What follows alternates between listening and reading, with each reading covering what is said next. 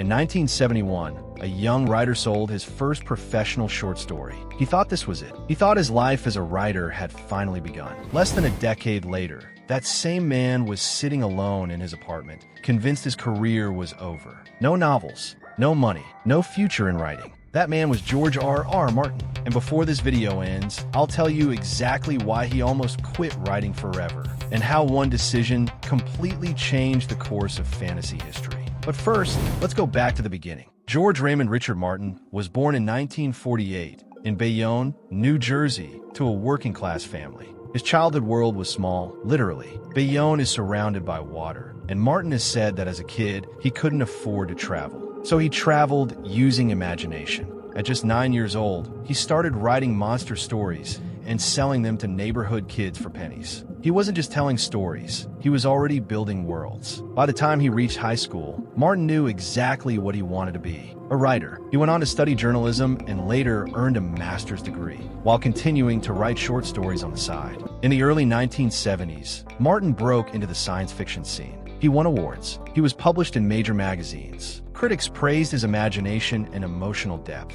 From the outside, it looked like success. But here's the part most people don't know. Short stories didn't pay the bills. Martin was respected, but not financially secure. And the novels he wanted to write were considered too strange, too dark, and too expensive for publishers. This leads us to the story I mentioned earlier. In the late 1970s, Martin poured years of his life into a novel called The Armageddon Rag. He believed this book would define his career. He believed it would finally prove himself. It didn't. The book failed commercially, and that failure nearly ended everything. But before we finish that story, we need to understand what happened next. After the failure of his novel, Martin did something surprising. He left novels behind and moved to Hollywood. There, he worked as a television writer and producer, contributing to shows like The Twilight Zone and Beauty and the Beast. The pay was good, the work was steady, but creatively, Martin felt trapped. Every ambitious idea he had was met with the same response: it's too expensive, it's too big, scale it down. And slowly,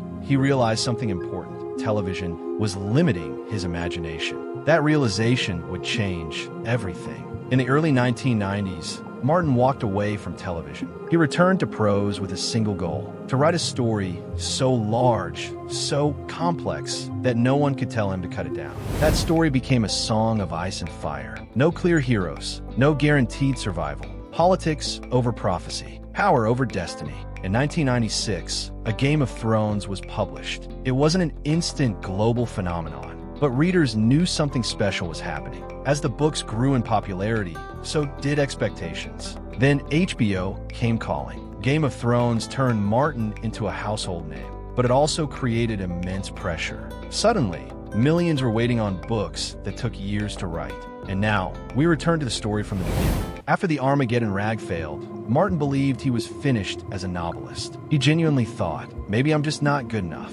But instead of quitting, he adapted. He learned patience. He learned structure. He learned how power, failure, and consequence really work. And decades later, the themes that haunted him and failure became the foundation of the most influential fantasy series of modern time. The man who almost quit writing created Westeros. Martin's life isn't a story about speed or perfection. It's a story about endurance, about failure shaping greatness, about refusing to give up, even when it would have been easier. And whether or not his story ever finishes the way fans hope, his impact on storytelling is already permanent.